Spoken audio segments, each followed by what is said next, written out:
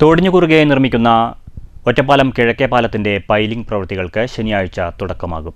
നിർമ്മാണ പ്രവൃത്തികൾ വിലയിരുത്താൻ കെ പ്രേംകുമാർ എംഎൽഎയുടെ നേതൃത്വത്തിലുള്ള സംഘം സ്ഥലം സന്ദർശിച്ചു. ഒരു മാസം കൊണ്ട് പൈലിംഗ് പ്രവൃത്തി പൂർത്തിയാക്കുമെന്ന് നിർമ്മാണ ചുമതല വഹിക്കുന്ന സെൽമെക് എഞ്ചിനീയറിംഗ് കൺസ്ട്രക്ഷൻ പ്രതിനിധികൾ അറിയിച്ചു.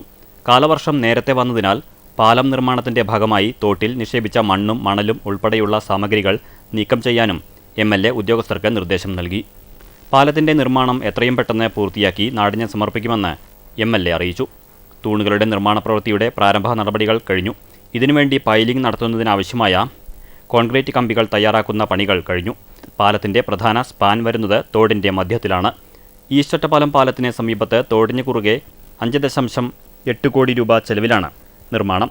3 സ്പാനോടുകൂടി 50 മീറ്റർ നീളമുള്ള പാലത്തിന് നടപ്പാതയടക്കം 9 മീറ്റർ വീതിയുണ്ടാകും. 1.2 മീറ്റർ നടപ്പാതയുമുണ്ടായിരിക്കും. പാലത്തിന്റെ ഇരുവശങ്ങളിലുമായി 125 മീറ്റർ നീളത്തിൽ അപ്രോച്ച് റോഡും നിർമ്മിക്കും. നിലവിലെ പാലത്തിന്റെ വടക്കുഭാഗത്തുള്ള 2 സ്മാരകങ്ങളെയും ബാധിക്കാത്ത വിധത്തിലാണ് പാലം നിർമ്മിക്കാൻ പദ്ധതിയിട്ടിട്ടുള്ളത്. പഴയ പാലവും അറ്റകുറ്റപ്പണി നടത്തി ഗതാഗതത്തിന് തുടർന്നും വിനിയോഗിക്കും.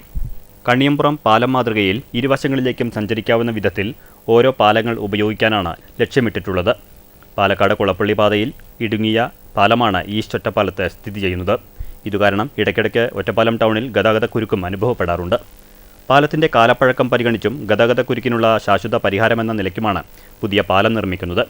മെയ് 24 മറ്റന്നാൾ പൈലിംഗ് പ്രവൃത്തി ആരംഭിക്കാൻ പോവുകയാണ്.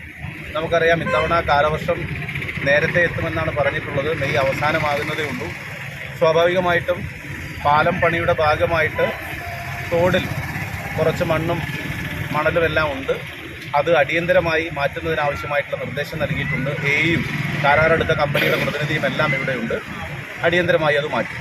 അടിസ്ഥാനപരമായ പ്രശ്നം ഭാരതപ്പുഴയോട് ഏതാണ്ട് അതേ ലെവലിലോ താഴ്ന്ന ലെവലിലോ ആണ് കിഴക്കേ തോട് എന്ന ഒരു പ്രശ്നമുണ്ട്.